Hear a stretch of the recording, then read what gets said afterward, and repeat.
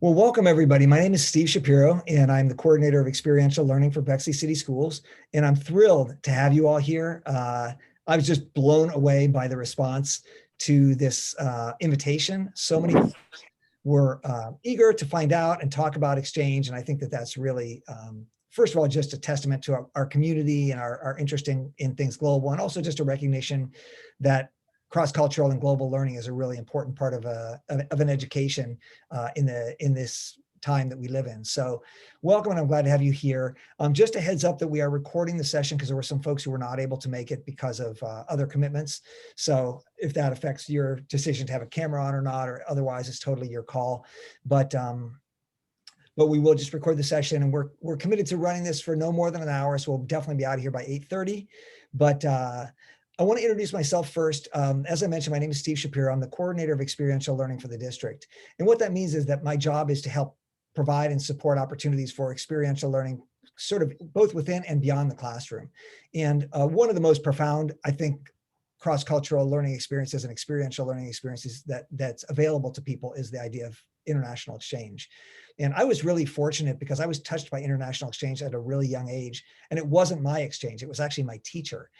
My sixth grade teacher, her name was Marianne Beck, and she signed up to be for the Fulbright Teacher Exchange Program, which unfortunately doesn't exist anymore.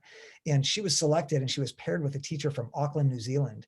And so my sixth grade teacher went to New Zealand and taught in a classroom, and my sixth grade was taught by this guy named Brian Wilson, who was a really progressive and talented educator from Auckland, New Zealand. And he came and taught my sixth grade for the whole year, and he totally lit up my curiosity about the world and really set the architecture for a lot of my life and my curiosity about things international and cross-cultural, that not only ignited what I did in my life, but also the way I raised my kids, who all did a lot of cross-cultural and international experiences. And so, in fact, one of them became an exchange student, and she's on the call with us today. So KK, I love all the flashing lights. They're just a tiny bit distraction. Thank you. I want to introduce, first of all, the two Bexley students, current and former students, who are going to be talking to you about their exchange experiences today. One of them is Gavin Levine, and Gavin was actually the inspiration for this meeting. Gavin spent his year last year in Taipei, just outside of Taipei in Taiwan, and he's currently a senior at Bexley High School. And then Caroline Shapiro, who's also my daughter, did an exchange 8 years ago in Lima, Peru, and now she's an adult working in the world, but she did spend her junior year also as an exchange student in Peru. And really quickly, what the meeting is, what the meeting isn't, and then we'll kind of kick it off. So first of all, the meeting originated with Gavin, who said, hey, I'd like to share this experience with people in Bexley. Can you help me kind of make that happen? And so we said, let's do that. Let's invite people to learn about your exchange experience. I invited Caroline in because she's 8 years down the road, and I thought she'd be a good perspective to share in terms of the impact of doing an exchange further down the road. We're going to give you a chance to meet these two. I'll kind of ask them some questions to get just the basics out there, and then we'll open it up if you have questions that you can ask them, and that'll be available to you. We'll reflect on the pros and cons of exchange, so you have a clear idea of like what an exchange is or isn't, and what the challenges are, what's associated with it. And you can have a chance to ask questions to myself and to Caroline or Gavin. But I will say that this is not like a place where you come to sign up for an exchange. This is not, we're not hosting exchanges. This is not a Bexley City School program that we're like signing up for exchanges. What we're doing is making people aware of what the power of exchange is, and then encouraging folks, if they're curious, to pursue those things. And I'm happy as in my role as coordinator of experiential learning to work with any or all students who would like to work on finding the right program for them or connecting up with exchange opportunities. So to begin, I want to turn it over to Caroline and Gavin and invite each of you to take us back to when you might have been a student in middle school or high school, like the students who are on this call, or and tell us about what was the first time that you thought about exchange, or what was the kind of origin of your curiosity about international exchange? I can start. So you mentioned that you were exposed to international exchange at a young age. I too was exposed at a young age because you are my father. And so that was something that was always sort of brought to my attention, is the value of cross-cultural education. And so as a young kid, I participated in some programs through CISV. I know there's a large CISV presence here. So many of you on this call probably have heard of CISD or have maybe even participated in some of their programs, but they provide cross-cultural educational programs for kids and teenagers of all ages. And so I participated in a village when I was 11 years old, which was a 4-week international summer camp hosted. Mine was in Hamburg, Germany, but they're hosted all around the world with other 11-year-olds. So that was my sort of first exposure to being a part of an organization that was really focused on, cross-cultural learning and creating like global friendships and learning through being together. So that was sort of my first exposure. I did a couple of other programs with CISV, but it wasn't until I was maybe 14 or 15 that I started thinking about like an actual exchange program and sort of taking it one step further from the summer camp experience that I participated in. So I definitely remember exactly how all of you are feeling right now in like, hey, this is my first moment of thinking about this. I remember very clearly what it felt like to begin and, take my first steps down the path of thinking about this. So excited that you are here. I'm excited, super excited to hear about Gavin, from Gavin and about his exchange because it was much more recent than mine. So I'll turn it over to him. So I first got seriously interested in doing exchange in middle school. And I think, so I always kind of just had like a fascination of Asian culture. And that's what drove like my desire to be an exchange student, because I just like I wanted to travel. And I think like middle school me was thinking like, I want to go now. Like I want to go, I was thinking Asia. And I mean, like, obviously you can go to a multitude of countries. But then, so I think it was either 7th or 8th grade when someone came to talk to us. I believe it was in Spanish class, and he was talking about a service project that he did in South America. And he mentioned in like, I think he said like 1 or 2 sentences, and that was it in the whole presentation. He said he was an exchange student with Rotary Youth Exchange. And then that was it. And then what he said was, if anyone in this room has ever had the slightest desire, the slightest consideration to become an exchange student, he said, I encourage you to look into Rotary Youth Exchange. And if one person in this room becomes an exchange student because of what I said today, I consider my job done. And so that just that just sparked what was ever in the back of my mind, just kind of like marinating in the back of my mind. And I'm like, and I just thought, well, I should be the one to just follow that kind of spark in the back of my head. And obviously I did. And I started, it was the summer after freshman year where I started really looking into it. And then my sophomore year was my year of training. And then I went to Taiwan my junior year, which was last year. Can each of you pinpoint the moment when you went from like, that seems like a cool idea to like, I'm going to do this? Like that moment where you're like, I'm really going to make this commitment? Because that's a huge leap. I think that there were a few different moments, but one of the moments definitely was when I heard the presenter say that.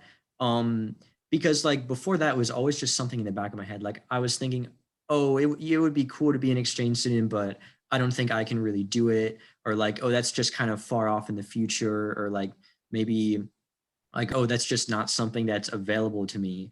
And then when he said that, he's like, anyone who even has the slightest desire. And I just thought like, I have the slightest desire, so why not look into it? And then I found out that it is something that I can do. And I mean, we have like, because I joined Rotary, and Rotary is very accessible here in Columbus. So yeah, I mean, that was one of the moments. And then the second moment, I think, it must have been when I went to the first training session. That was September of my sophomore year, the first Rotary Youth Exchange training session. And I walked in walked in the gym at Camp Mary Orton, and I just like saw the tables with a check-in thing. And I just thought like, I'm really doing this, aren't I? And like, I think it was in that moment where I knew that a year from that day, I would be in another country. Like I wasn't ready in that moment yet, But I mean, after like almost a year of training, I was definitely ready. And I knew in that moment that I was going to do this exchange student program. Wow. Okay. Well, a couple of thoughts that I have immediately after hearing Gavin speak. One, if I don't know if you can tell, my camera isn't great, but I am tearing up. Because that moment for you of like someone saying like, if one person in this room gets something from this experience and wants to pursue this, like that is very touching to me. And I feel like hopefully we can be those people for someone in this call right now. And maybe this is someone's moment. So I'm very, very moved by that. And I think for me, similarly, I have a couple of different moments that come to mind. And one of them was absolutely the first Rotary training that I went to. And I remember my dad will never let me live this down. But I was getting ready to go to that first weekend to explore the possibility of being an exchange student. It was also at Camp Mary Orton. Actually, major shout out to John Cates, who's on this call right now, our across the street neighbor who carpooled me over there. And I remember stepping out of his car and stepping into a group of people that I had never met before and just immediately starting conversation. It was amazing. But in the days leading up to it, I was nervous and I was like, maybe I'll do this, but I think I want to bring, a friend with me for the weekend, maybe. Like, I don't want to do it by myself. And my dad said, Caroline, if you can't go to this weekend by yourself, you can't be an exchange student. And that was the moment for me that I was like, oh, you're right. Like I'm embarking on this journey by myself right now. This is something that like is, very personal, something that I'm going to have to, overcome some slight like fear and timidness to do. And yeah, definitely coming away from that weekend and just hearing from folks that had done exchange before, the other students that were, preparing to possibly go on exchange, and then the people that were I think they must have been in the States at that point for a month or two. So right at the beginning of their exchange, and just sort of hearing about like, okay, here's what it feels like right now to be potentially that step into this. This is what it feels like when you're a month in, and this is what it feels like when you're, further down the line, and being able to sort of connect those things. And I definitely went into that weekend a bit timid and came out of it saying, this is absolutely what I meant to do next. And I know both of you could probably talk about your exchange for years, but can you give us like a 2 or 3 minute version of like, tell us where you went and what was your basic, like, what did you do on your exchange? I can go first. So I went to Lima, Peru. I was in Lima for 11 months, my junior year of high school. I lived with 3 different families throughout my time, which is what Rotary typically tends to do. It varies from program to program, but within the Rotary's exchange, I lived with 3 families, which was amazing, being able to experience, within a, larger Peruvian and Limanian culture, being able to experience like 3 different homes, 3 different household cultures, was really special. So I did that. I went to Peruvian high school for the first half of the year that I was there. So it was a little complicated because Southern Hemisphere. And so I showed up in the middle of the school year, did the second half of that year. And actually in Peru, they graduate high school at 16. So I did like essentially like second semester senior year at a Peruvian high school. And then I actually graduated from Peruvian high school, had a summer vacation, and then took some classes at a local university in Lima for my second semester while I was living there. So I was able to experience not only several different households, but also like several different like areas of the education funnel in Peru, which was really unique. There were about 40, I believe, exchange students living in Lima the year that I was there. None of them were at my Peruvian high school, but we did do some, Rotary events throughout the year, specifically a few different like trips. We actually did, I think, 5 trips where we got to explore like all of Peru, which was fantastic, and go into Ecuador and Chile a little bit with a group of other exchange students. So overall, I would say that's sort of my experience in a nutshell. I could dive into any single one of those and talk for a very long time, but I'm curious to hear Gavin's elevator pitch. Okay. So I was sent to Taoyuan, Taiwan. I think most people probably know where Taiwan is. It's not the same thing as Thailand. It's a small island, but very dense. There's like, I forget what the population is, but it's one of the like most densely populated places on the planet. It's a small island off the coast of China. They speak Mandarin Chinese there, but they are 2 separate countries. So Taiwan is its own country. And so I was in Taoyuan, which was just a bit south of the capital, Taipei, in the north of Taiwan. So it's a subtropical to tropical climate. So basically pretty hot in the summer, pretty nice in the fall and the spring, and a little bit cold in the winter. And so I went to, my school had around 3,000 students. It was a vocational school. So the way vocational schools work there is they have vocational classes side by side with regular classes. So one day we go out into the fields, and I was in the horticulture department. So we would plant vegetables. And then there was also a farming department. They had like these giant farm fields on campus, and they would like plant like rice and I think they planted like soybeans or something. And so like we'd have one day we'd go out into the fields and do this work, and then the next day we'd be like in the classroom learning about horticulture science. So that was a very unique experience. And then it was definitely like Taoyuan is not as big as Taipei, but it still had like a big city vibe. At least like not the Bexley vibe. It's definitely like the very urban vibe. You know, taking buses everywhere. You can take the train, basically up and down the entire island of Taiwan. Um, and so and so Rotary organized a few trips, and we basically went to almost every like spot around the island, which is one of the things that like travelers who go to Taiwan try to like do a whole circle around the island, and we basically did that. Um, so Gavin, did you speak any Mandarin before you went? Or I mean, because that seems like a huge shift to go to a country that has a language that different from ours. what did you ask? I didn't hear the first part. Did you speak any Mandarin before you went? So, because of the way Rotary works, you don't know which country you're going to until around February of the year that you will depart, just because of the way the country selection works. So basically, as soon as I found out I was getting Taiwan, and of course they do the whole like country reveal ceremony, which is really cool. And then basically that day, my Rotary counselor, Drake, who's the outbound coordinator, he basically said, okay, download Duolingo and start learning as much of your host language as you can. So basically, so I found a tutor and I learned Chinese for basically around 6 months before I left, which was enough to get like the basics. And then once you're living in your host country, like you'll just learn so quickly. Like if you can get the basics down before you go, and like you have the time to do that, then you'll just being immersed in that language speaking environment, you'll progress so much quicker than you would in the classroom. I wonder, I mean, it's like, it's really amazing and exciting being an exchange student and going overseas, and it sounds like a lot of fun, but it's also got to be really challenging. And I wonder if each of you can speak a little bit to like, what was challenging about making this commitment or about being there? What was hard? Because it's not necessarily always an easy thing. It is not always an easy thing. And that I knew that going into it. And it still was shocking to me how challenging it was. And I remember one of the things that was very difficult for me was, you know, talking to anyone from Bexley or from back home. They were like, oh, you must be having so much fun. It's like, well, sometimes, but it's not always fun. And it's not always like, it's not a party. It's not a vacation. It's one of the most intense learning experiences that you're going to go through. And with that come some times where it's really, really challenging.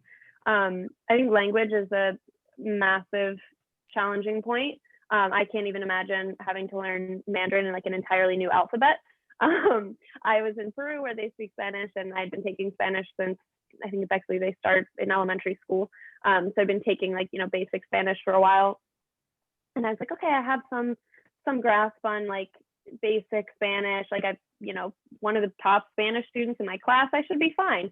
I show up at the airport and my like 5-year-old host brother runs up to me, and I swear it sounded like, and I was like, oh my gosh, like what did I sign up for? I don't understand a single thing. So that was definitely challenging, you know, going to school, sitting through hours of school and being like, I don't know, like I can have a conversation about how I'm doing. I can't understand chemistry in Spanish. Or, you know, my host family like didn't speak a word of English. I think 2 of my host sisters could maybe say like, hi, how are you? And that was it.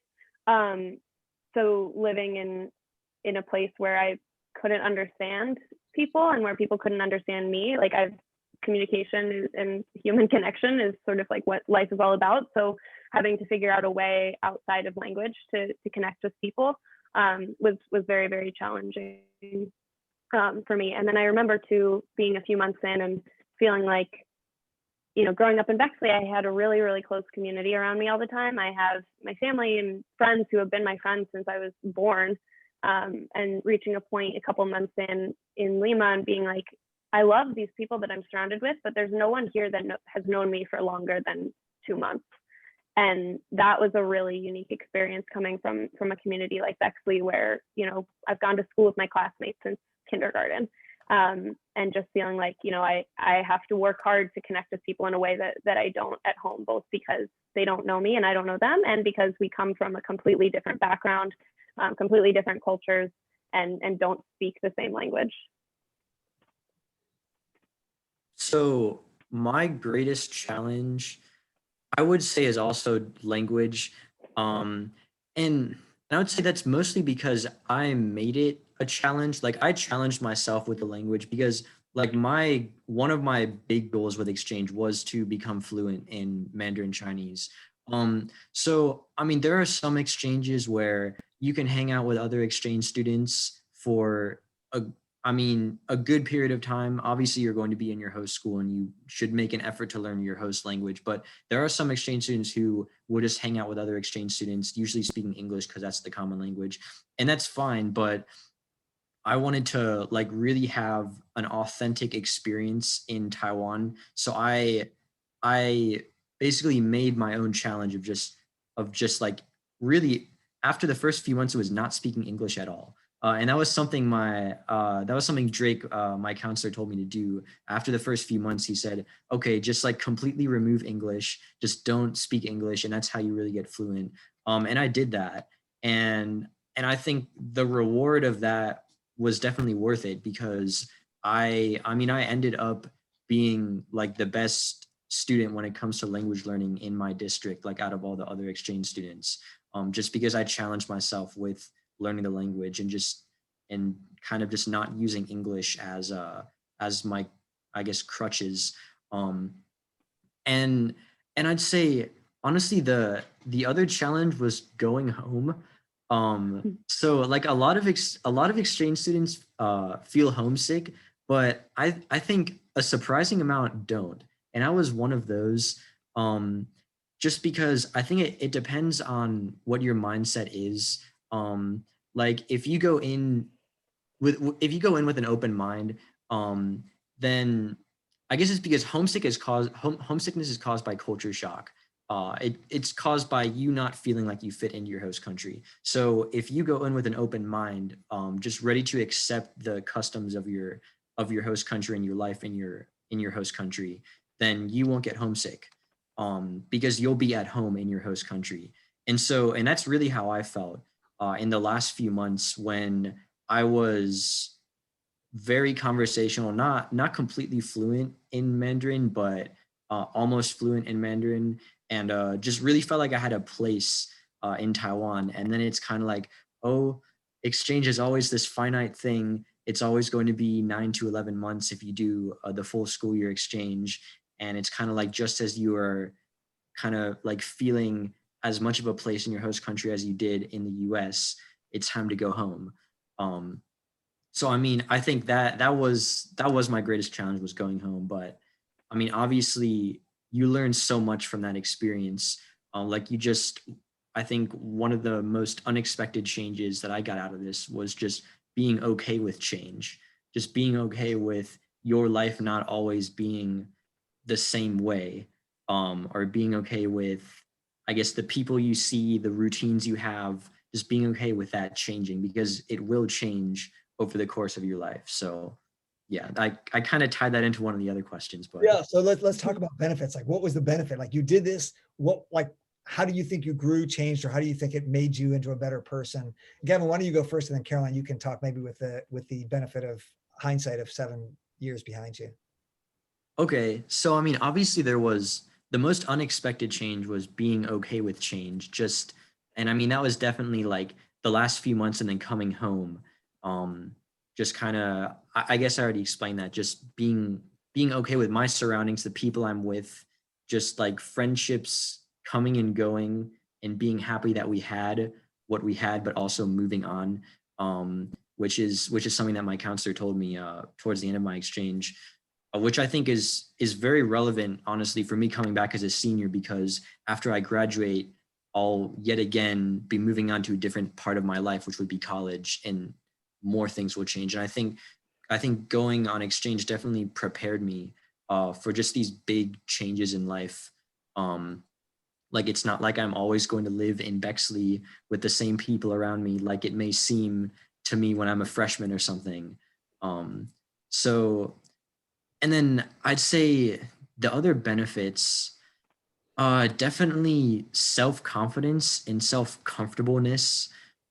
Because I think you can be self-confident and maybe not just comfortable in a bunch of different situations, or you could be the opposite. You could not be very self-confident, but like be comfortable in a bunch of different situations. And I mean, I'm just thinking, like, when I was a freshman in high school, it was very hard for me to talk in front of my class, like just my class of like 20 people. Like, if I had to go up and give a report, it was very hard. And then my first day in Taiwan, I introduced myself to the entire school in a language that I had only learned for 6 months. So like that just kind of like knocks any like self-consciousness out of my head. Like, I just did that. Like if I have to give a report in front of 20 of my classmates, like, who cares? So that was one of them. Um, and then I'll let Caroline go, and I'll think if there's any more. I actually feel inspired to talk about my first day of school in Peru. Dad, do you think I can go on a little tangent Don't go and down share too that much tangent. story? I want to leave room for questions. I will. I will. I totally agree, Gavin. Like, feeling uncomfortable is one of the hardest things to do, but has had, and I can talk about the benefits that that's had on me in a second. But definitely, yeah, showing up at a Peruvian high school where I was the whitest and tallest and only Jewish person at a Catholic high school in Lima, Peru, was very challenging. And I also had to introduce myself in front of a lot of people. And actually, I fainted in front of my entire high school on the very first day of school. I had been there for 30 minutes, fainted in front of everyone. So once you've gone through something like that, nothing really shakes you anymore. Nothing really scares you. Confidence is definitely the main thing that I think. And I was never necessarily afraid of speaking to people, or had issues with presenting necessarily, but it always made me a little bit uncomfortable. And then I remember, like, yeah, I had to give a presentation in Spanish to like the entire Rotary Club of Lima, Peru, when I'd been there for a few weeks. And it's like, great, if I can do that, I can do anything. And just like as a young professional now, I definitely feel like the lessons that I learned on my exchange have really guided me through figuring out what I want to do with my life, and how to transition, like you said, from being in high school to in college to in the adult world. It's made the transition quite a bit smoother, and has really helped me, like, come into a new workplace setting and be like, all right, I understand that I don't understand exactly what I'm doing, but I also have complete trust that I'm going to learn, and I'm going to be able to adapt to this, and I'm going to be able to knock it out of the park. Yeah, I would add, just as your father, one thing that I've observed is that Caroline made a ton of friends. And so she has all these Peruvian friends, and then all these other kids who are exchange students friends. So she has friends all over the world. And so, she's like, oh, Dad, I'm going to a wedding in Ecuador, this whatever, or like, oh, I'm going to Europe to stay with my friend in Switzerland, or like, she just has friends all over the world that she made during this exchange year. And so I feel like her reach in the world is so much larger than it was before she did this. Let me add one final question, and then we'll open it up to questions that folks on the call have. And that is, like, what advice would you give to folks who are on this call? If you're, if somebody's sitting on this call, maybe you're a parent or a student thinking like, I don't know, this is kind of interesting. What would be your advice to folks who are kind of in the curious stage? Talk to us, talk to people who have done it, talk to people who haven't done it, have the conversations. Because at the end of the day, like Gavin said, it starts with just this little like spark somewhere in your head of like, oh, I can do that. And it's really not until you start exploring it that it becomes a a possibility, and it's really easier than you think for it to become your reality.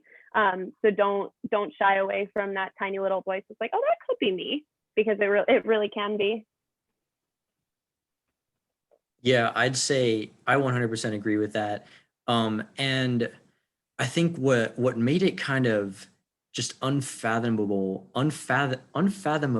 to me back in middle school was just like it going on exchange. It seemed like such a departure from what I was used to. Like I was like I was and I still am someone who's like very comfortable with my life in the US. And I mean, like, I enjoyed middle school. I have a good group of friends here. And I'm very lucky to have all that. And so it just kind of seemed like, would I really want to leave, like, just, I guess, the comfortableness of what I have here? Um, and I mean, the reality of it is, like, I don't, that's kind of what it is. It's leaving your comfort zone and then eventually becoming comfortable in another situation, which just makes you even more adaptable. And I think for those of you who think like this is just something that's still like really far out there, or just something that doesn't seem like you, I think it already is something you can do because you came to this meeting already. Um, and you'll have a lot of time to prepare. Like for Rotary, I prepared basically the entirety of my sophomore year. We had a meeting every month. It was like an overnight meeting, so around 2 days, one weekend every month, and then we had a few things in between. So even if you're not ready now, but you want to go on exchange, you will be ready by the time training is done. Because everyone who's running this is very experienced. They know what they're doing. And they care about the program, especially with Rotary since it's volunteer based. Everyone is there to support you, and they're there because they care about the mission of exchange. So I'd say just don't think you can't do it, because you can. So yeah. That's a great segue. I want to open it up to questions. I know if you've been listening and you're like, oh, this is curious, but what about this or what about that? I want you to have a chance to wonder that out loud so you can get some input. So does anybody have a question that they want to ask? You can unmute yourself and ask the question, or if you feel awkward, you can raise your hand and I'll call your name. Okay, I'll ask a question. This one's for Gavin. I'm Erin Curley. My kids are 6, 6, and 8. They've both been international a few times. They've all three been international a few times. Tell me about the country reveal ceremony. Is there something initiating prior to this where you indicate a region, a continent, a culture that you're interested in, or contrarily that you've never experienced before that would lead up to that, or is it completely random? Okay, so I was a Rotary Youth Exchange student, and every organization does it somewhat differently. There are some organizations where you can choose, like you can exactly choose what country you want to go to, but those tend to be more expensive. So with Rotary, which is, I would say, definitely the cheapest option, because it's all volunteer based and it's kind of based on this equal exchange of students between countries. So we could select our top 10 countries and then select any countries that we are not willing to go to for whatever reason. And then they basically just like try to get you your number one. If your number one doesn't work, try number 2, then 3, then 4, and so on. And most students get within their top 3. Taiwan was number 4 for me. But obviously, if I had to write my top 10 list again, Taiwan would be number 1, no doubt. Funny, I think Caroline had Peru number 4 also. Peru was number 4. Yeah. So Caroline, were you a Rotary, or what was I was. your group? Yes, Okay. I also did Rotary Youth Exchange. So yeah, I picked my top 10 and sort of left it up to the winds of fate to place me. And similarly to Gavin, I truly can't imagine having done my exchange anywhere else. Erin, I want to add one thing before, and KK, do you still have your question? We'll go to KK and then the Flinner fam next. But Erin, one thing that was interesting to me is because they didn't choose their country, because they just preferenced and then they got placed, it actually, I thought, made the college process a lot easier. Because Caroline was like, a lot of times kids are like, I got to find my perfect college. And like Caroline was like, I can go to any college. It's like if Rotary says, go to this college, I would go there. And then my job is not to pick the right college. It's to make whatever college I go to the best it can be for me. And I think she learned to like not feel like she needed to have control of that. And I loved that about that process. And I have a secondary question before you move to your next person. What else are you representing in addition to Rotary for opportunities for this exchange? So or is this Rotary? Yeah, Caroline and Gavin both happen to do Rotary, and there are some people in Bexley who have done Rotary here on the call, but we're not necessarily representing or promoting any place. I mean, there are a number of exchange companies that are available, and I'm happy to work with anybody to think about those or connect with those. But you just serve as a coordinator for the students to ensure they maintain an academic portfolio. My job is really just to help connect kids with learning experiences. Perfect. Yep. Thanks. KK, what do you got? So I was just wondering, I noticed that Gavin, you had mentioned a tutor or like a counselor that you had, and you know, he and taught you to do a lot of things. Is that like coming with Rotary, or is that like an extra private tutor that you had to pay for yourself? So I had a Mandarin Chinese tutor, and that was something that I paid for myself. But my counselor was my Rotary counselor. The technical term is the outbound coordinator. And that's, I mean, when you're in the program, you have the entire support network of Rotary. And I mean, with other programs, I know you should have a counselor in almost any program you join too. I mean, their job is to help you through exchange, give you advice at every point, from training to the end of your exchange and beyond. So I mean, that came with the program. Flinner fam, and then we got Suzanne Klingelhofer on deck. Okay, hi there. Our question is, well, I don't know. What is our question? It was, like, is it more difficult to like learn like math and like another language and Oh, like, yeah. other subjects? So when you come back, especially, she's thinking like if she goes as a junior and then comes back, is senior year super hard because Like you just learned everything in a whole nother in another language? That's the question. Gavin, I'll let you take that one because you're doing it right now. Yeah. So I don't think it's really been that hard.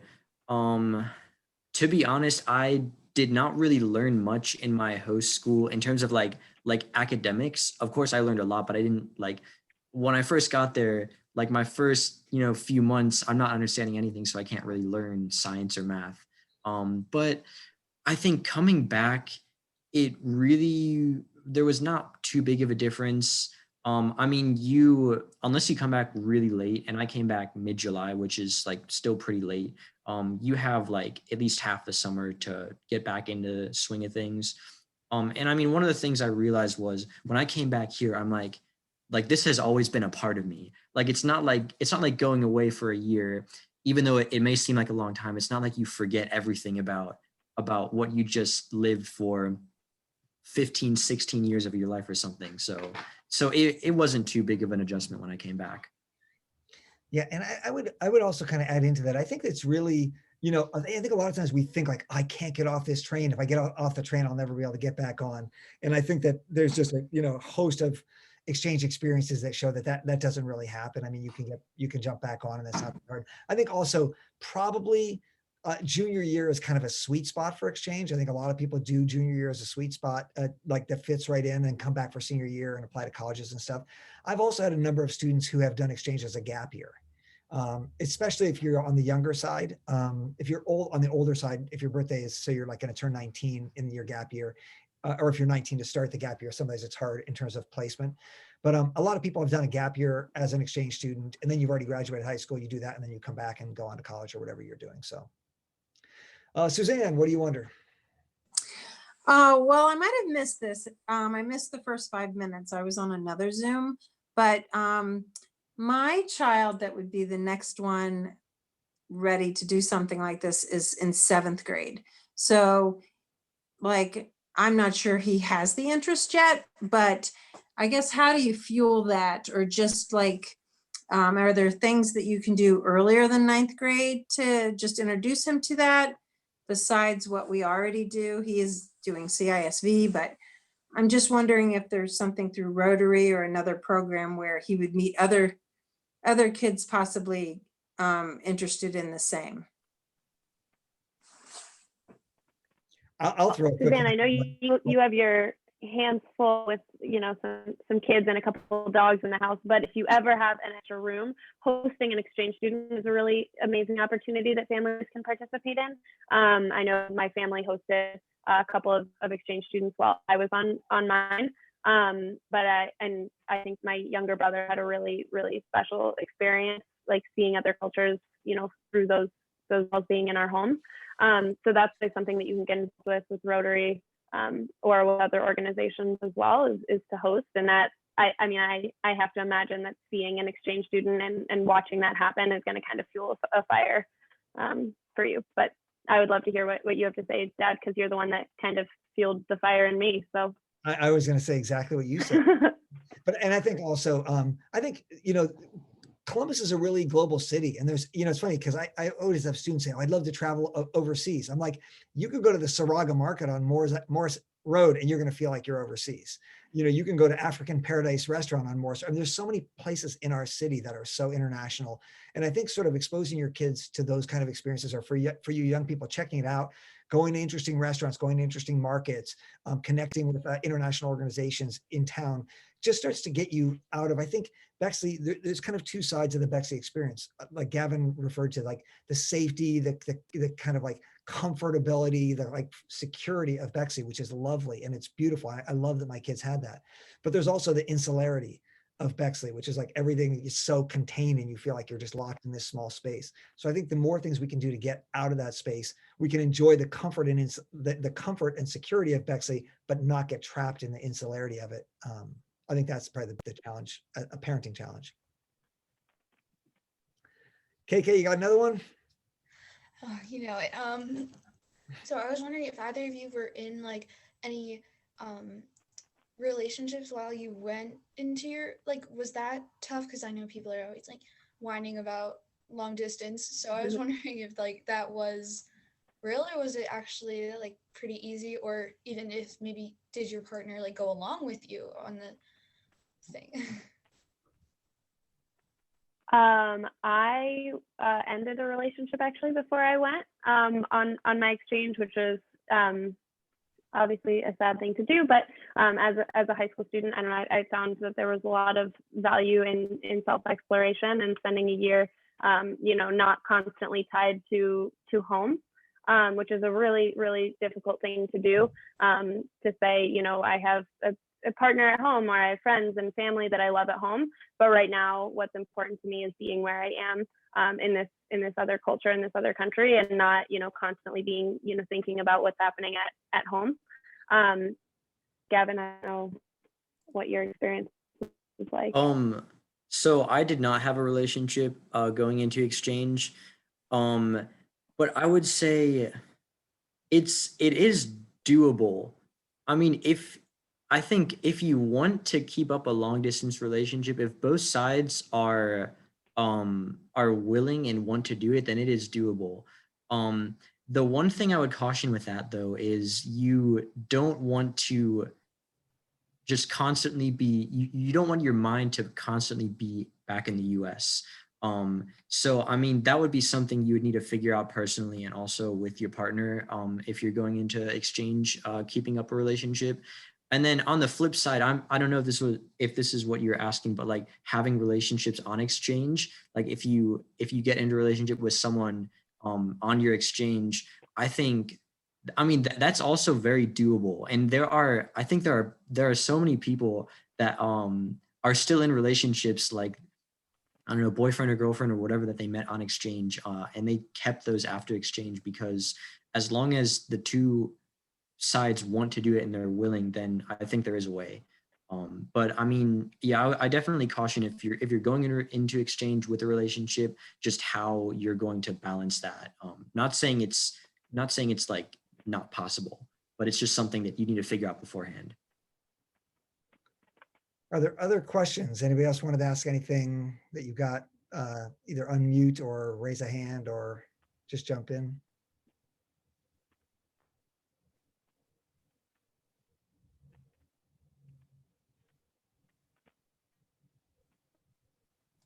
Does Suzanne have a question, or did you just forget to put your hand down?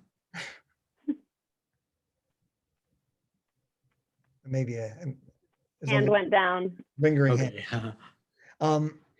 I would say, if there are no other questions, I would say if you're interested, or if you have a question that you just don't want to ask in a big public space, I would invite any of you to stick around. There are a couple of folks who are Bexley folks who also are involved in the Bexley Rotary Club and the Rotary Youth Exchange, who could answer questions about Rotary's program. I'm also available to talk from, if you want to talk kind of from a parent's perspective, I'll stick around the call as well. And I'm also available just in my position in Bexley City Schools to work with students or parents as you think about whether it's exchanges or gap years or other kinds of programs that are available that you think will expand your world. And I think the one thing that, it's to Gavin's point. Gavin said he didn't learn a ton of content knowledge in his junior year of high school. And in a way, maybe some people in the call were like, oh my God, what now? Gavin didn't learn a lot of content knowledge in his junior year of high school. But having spent like 3 conversations with Gavin is going to be all right in this world. If you haven't figured that out, the confidence, the interpersonal skills, the curiosity, the self-directedness, the independence that he shows that I think are the product of his time overseas, the adaptability, the curiosity, the ability to build relationships, the ability to talk with adults comfortably, on and on and on. There was a curriculum, another curriculum, an experiential curriculum that's probably going to serve Caroline and Gavin for their whole lives. So I thank both of you, Caroline and Gavin, thank you so much for sharing your experiences with us. I'm going to keep the call open for anybody who wants to ask a question in a smaller setting. Stick around. Otherwise, thanks for joining us tonight. It was really great to have so many folks out thinking about the possibilities of cross-cultural exchange. Yeah, thanks. Just thank you to everyone. And if you want to, I guess, follow up with me, then you can just ask Mr. Shapiro for my contact information, and that's fine. Or I'm not sure if you can, but if you can message me on Zoom, then I can give you my contact information if you just want to talk about anything. So Same goes for me. It's a little bit further off for me. It's like eight years in my memory, but it's been there somewhere, and I'm always happy to talk about it. So. Thanks, everybody. Thank you all for sharing your stories with us. Thank you for coming. Yeah, thank you. And I guess while people hop off, I see a hand up from Ace Evans. You want to unmute and ask away. We can keep it going. Yeah, this is Ace's dad. I just had a question about how the credits work. Do credits transfer back to Bexley High School for credit towards graduation? And what about transcripts for college applications? Just how do the mechanics work? How does that all? We understand the benefits of the exchange program itself, but on the academic side, regardless of whether or not, how much you learn, how do the credits work? Yeah, you need to graduate at the end of the day. So Gabby, you mentioned taking a couple online classes.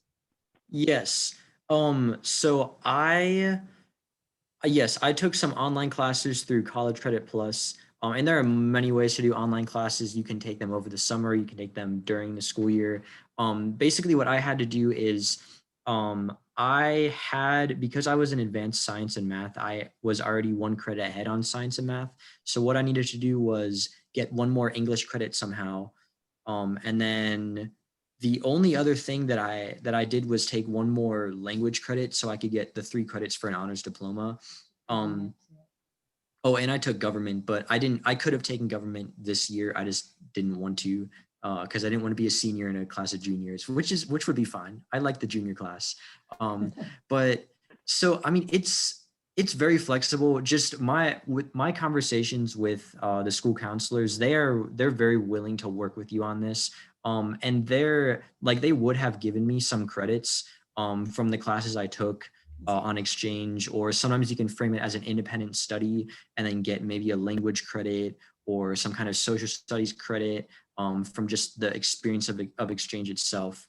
So I think the counselors are very willing to work with you on that. And might even be to the point where you don't even have to take any classes online. Yeah, Caroline picked up some credits for her time there that applied to like her science requirement or something like that. And then in terms of applying to college, obviously, there's a question, you have your transcript from Bexley, but I think colleges are obviously very interested in kids who have done exchange because they've already demonstrated their ability to go away and like be flexible and learn. And so there was definitely an advantage, I think, in the college application process. And it was also just fun having my transcripts that I sent into colleges have like some classes in English and some like listed in like the Spanish name of the class that I took in Peru. Okay. Emily, you have something? Okay, thanks, Gavin. Thanks, Carolyn. Thanks, Steve. Thank you. Is there an Emily with a hand up? Oh, there she is. Emily, you got to just unmute. There's an Emily, and then it looks like Dawn and Masha also have questions. They're using the reactions feature. Okay. Oh. Hi, I would have raised my hand earlier, but I had to ask my 8th grader how to do it. So do you have any information or know anyone with any experience of doing a gap year? My child is a junior and is very interested in doing a gap year. Emily, stay tuned because we're going to probably host a similar kind of session to this that'll focus just on gap years. Okay. And we'll probably do that hopefully in the next month or something. I'm gonna have to, there's a current Bexley grad who's doing a gap year right now that I would like to have on the call. Although I guess with Zoom, he could do it from somewhere else. So I'll try to set that up within the next month. And one of my son who did not do the exchange did a global gap year program, and I'm sure would love to talk about it. So we'll definitely have some gap year conversations coming up.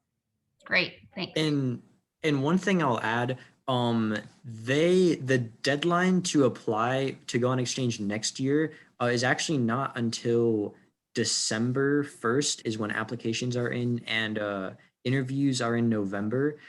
So I know that would be like a very quick decision to make, but it is still a possibility to start training this year and then go on exchange next year.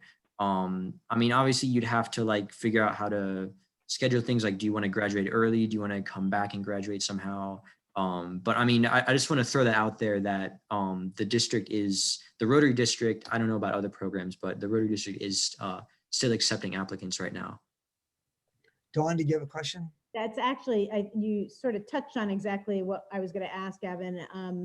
My daughter Hayden is interested and is a sophomore this year at Bexley, and so would be looking to hopefully go for junior year, and is interested in Rotary, but we were having a difficult time navigating how to put that application in and like what she should do in order to get the process started now. Dawn, I want to introduce you to Marie, who's on the call right now still, and she's a Bexley resident and is also in charge of the Rotary Youth Exchange in our district. And Okay. Marie, maybe you can connect with Dawn to answer some of those questions offline. Happy to do that. Sure. I'm happy to share my email, but your chat is disabled. I know, I was saying, yeah, No, yeah, and I can't enable it for whatever reason. I don't know what's going on with the settings. Do you want to say it out loud and they can write it down? Sure. So if you are interested in the program that both Caroline and Gavin did, you can go to the website. The website is RYE for Rotary Youth Exchange 6690.com. And under the events tab, you will see some upcoming dates and the application process for both short term, which is just a summer, and the long term is parked there. Okay, thank you very much. RYE6690.com. Got it. I just put it in the chat. It says everyone should be able to see it. Yeah, okay. So Gavin's the chat master. Yeah, I don't know why. I guess so. Couldn't figure that out. Hey, how many go to a high school at a time from any different country? Is it 2? Is it 8? Is it variable? Is it just you? Totally varies between Rotary districts. I was the only exchange student at my school, but there were, it really depends on who's hosting exchange students think. Like there were some, actually a few of my close friends that were all exchange students with me in Lima, because their host families lived in the same school district. They all went to the same school. And I went to a different school because my host family lived in a different part of town. So it can really vary. So in my case, there were at the start of the year there was one other exchange student at my school. But I mean it was a school of 3,000 students. So I mean if we didn't like seek each other out, we like wouldn't really see each other anyway, unless it was English club. And then later there were actually 2 Australian students who came because their school years flipped around. But so I mean that definitely varies because in the whole Rotary system, your host country is chosen, then your host district is chosen, then your host club is chosen, and then your club makes your arrangements for day-to-day life, which would include your school. But either way, whether you have other exchange students at your school or not, you will be in touch with the other exchange students in your district.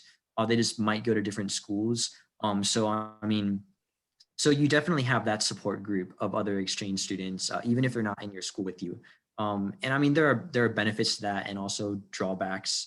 I mean, definitely, if you're the only exchange student in your school, then you're like you have no choice but to just focus on learning that language and assimilating into that school. But either way, you definitely have the support network of the other exchange students. So Caroline and Gavin, can you tell me about the selection process? Is it something where you would apply and only a certain number would be permitted to go to any of those top 10 of your choices? Or if you apply, is it assumed that you're going to get something?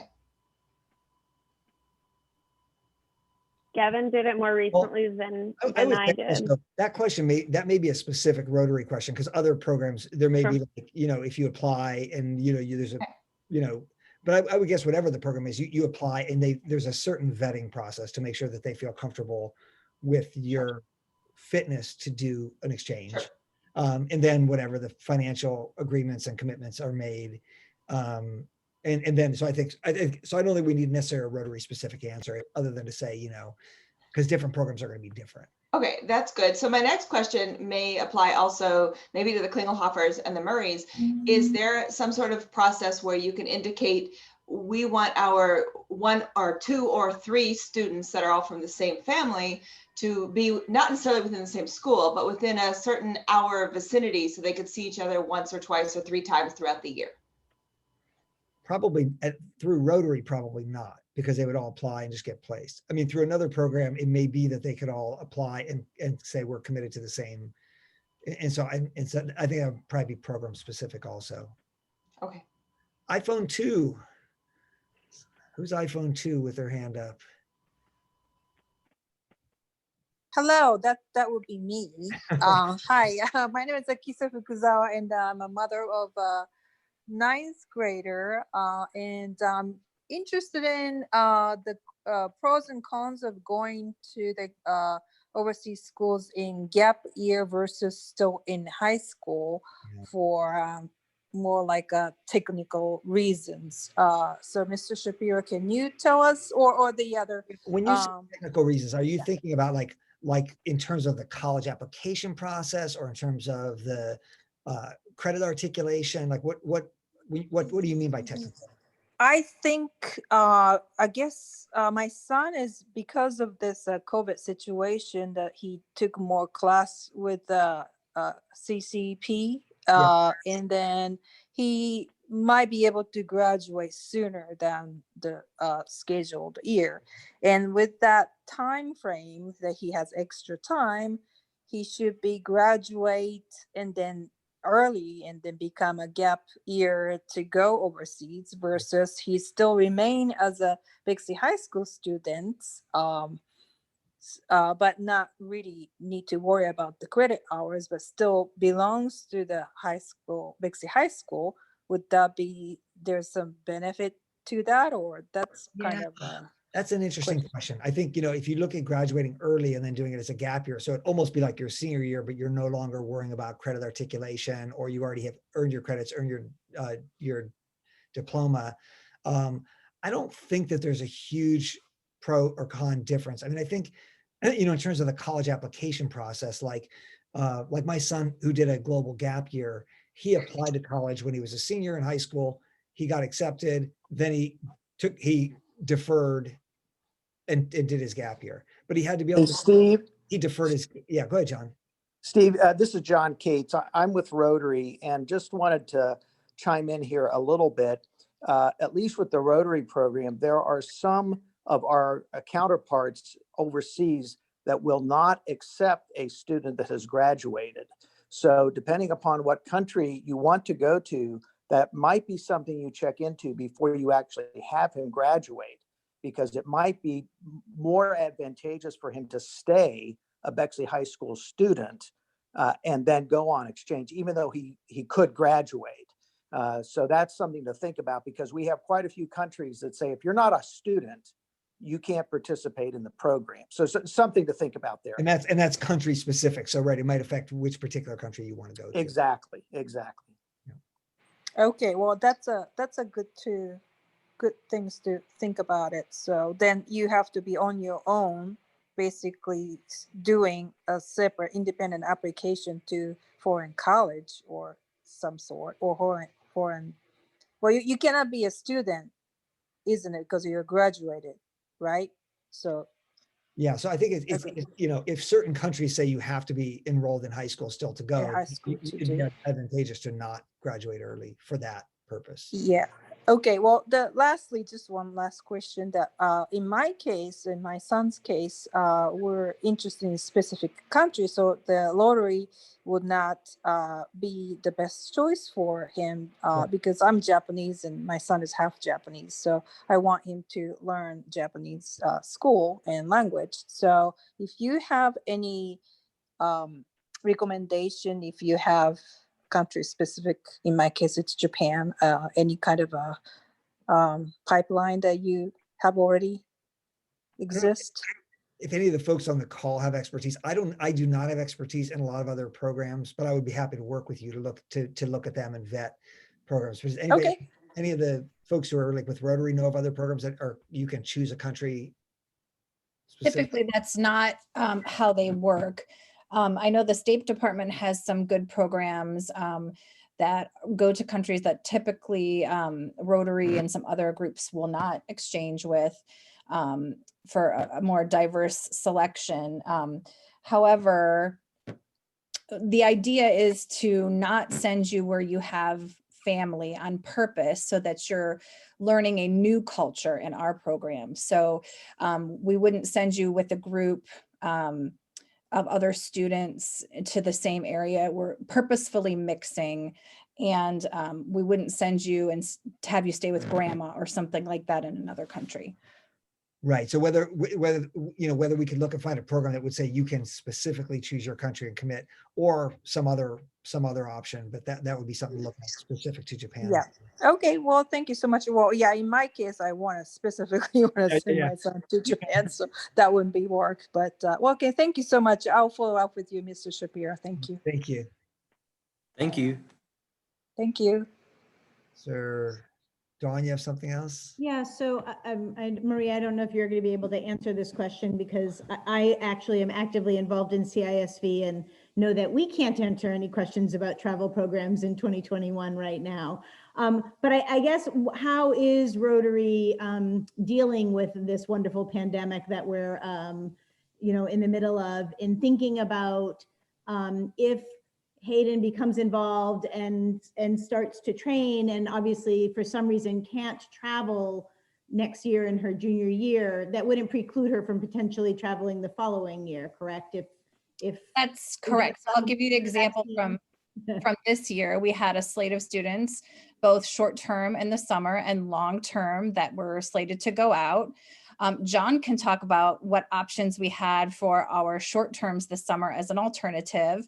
Our long terms were given the option, did they want to not plan on going? We also gave them the option to sort of hang on and see if a January to June, so a half-year exchange as an alternative would be an option. Eventually, just actually in the last week or so, we kind of had to pull the plug on that. So we're then now moving forward for summer 2021. Some changes that have happened, really thinking about COVID, have been insurance and some paperwork forms, and just making sure that everything is realigned with these changes. John, do you want to talk a little bit about what the short-term group did last year as the alternative? Yeah, we went ahead and created a virtual program. And so the short-term program actually uses matches. So we match your student with a student in another country, and they spend 30 days during the summer here, and then they travel overseas and spend 30 days in another country. And so because we already had a lot of these matches made, we created a virtual program that they did over the summer. And that was reasonably successful. Again, virtual is not the same as being there. And so there was still quite a bit of disappointment, but the students were still able to be together virtually and got a flavor for being there. And some of those want to then do a summer exchange this coming summer, provided that that's possible. Okay, thank you. And all of their money was refunded. I mean, that was Right. a negative thing. Right. Anybody else on the call have something they wanted to ask before we close up the room? KK? It's like Masha and KK. Well, we can go KK first and then Masha. Masha might be raising her hand or applauding. We'll find out in a second. I had a couple like minor questions that might differ from household to household, but like, did it ever become a problem with like not being able to eat the food there, like due to allergies or otherwise, maybe getting behind on cleaning your room, and just stuff like that? Like, was that a problem for any of you? Because I know that that's yeah. I don't know though. So was that like a problem for you guys, or? Yeah, I mean, it's an adjustment. It's an adjustment, adjusting to a different set of parents, a different set of guidelines. I know, living with 3 different host families through the year, there were vastly different expectations of me from household to household, that my different sets of host parents had, and all of those were different than the expectations that my parents in Bexley had. So it definitely, it can be tricky, and there are times where, I had my host mom be like, almost like a little scolding of me because I didn't do something, and I was like, oh, I didn't know that was something that was expected of me.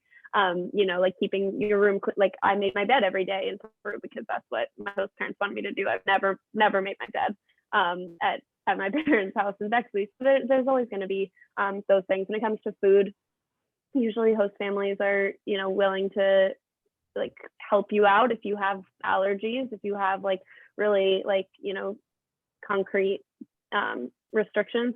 I know in Peru, one of the other girls that was an exchange student with me was vegetarian, and that was a very complicated thing for her host families to grasp because there are not a lot of vegetarians in Peru, or at least there were not 8 years ago.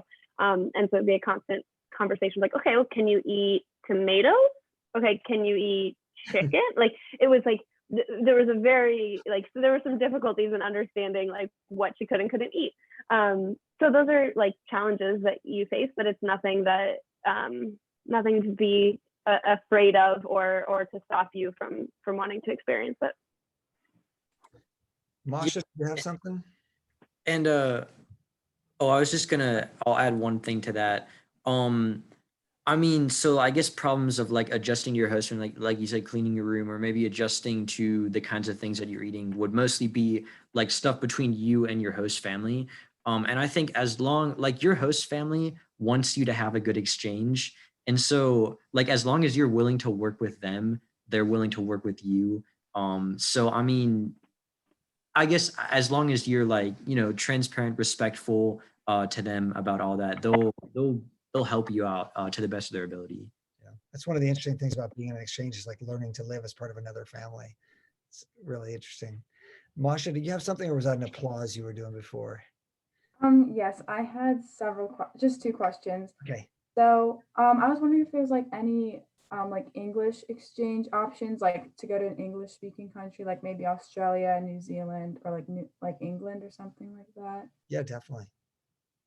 Yeah, there are definitely options in English speaking countries.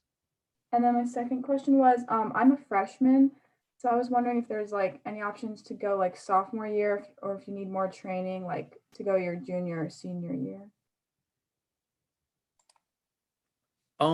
So yeah, I mean, like we said, if you want to go with Rotary, the application is still open. And you can get in touch with Marie, and you can go on the website, the rye6690.com. So I mean, in terms of Rotary, yeah, definitely. I mean, if you like want to start the application process and come to some informational meetings, I mean, you don't have to make a commitment yet. Still, you can come to, you know, a few informational meetings and see what you think.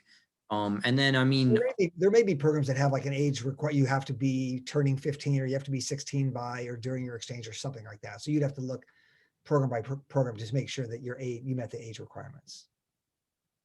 Thank you. Anyone else? Anything before we roll? KK, the curious KK. Yes, I have one last, hopefully closing question for Marie. So, yeah, you just brought up age restrictions, and I know that you are. Actually, I don't know for sure, but I hope you're with the Rotary one, so you can answer this. What are the age restrictions with Rotary, and do they differ from country to country? Great question. So for Rotary, the ages are 15 to 18 and a half, but it depends on the country. So if you're like 18 or turning 19, there are certain countries they'll say you're too old, or certain countries, if you're 15, they may say you're too young. Correct. Yeah. So the bare minimum is 15, right? Correct. Yep, you got it. Is that 15 before you begin or when you apply? 15 on departure.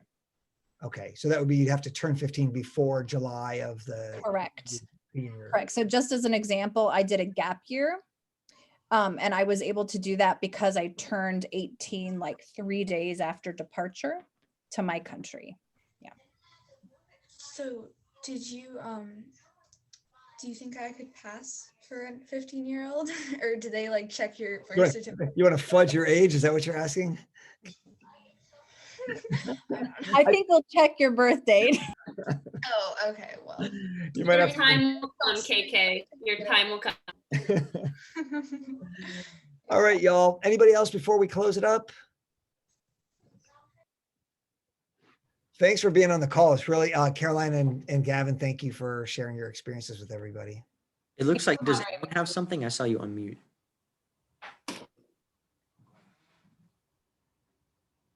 Aaron, oh, you're just is that congrats? That doesn't indicate you have a question, right, Aaron? What, me? No, I was just saying, woohoo, KK. Like, I don't have her personal contact information, but I can get her in touch with my kids' preschool teacher from Christ Lutheran, who's been sponsoring my kids and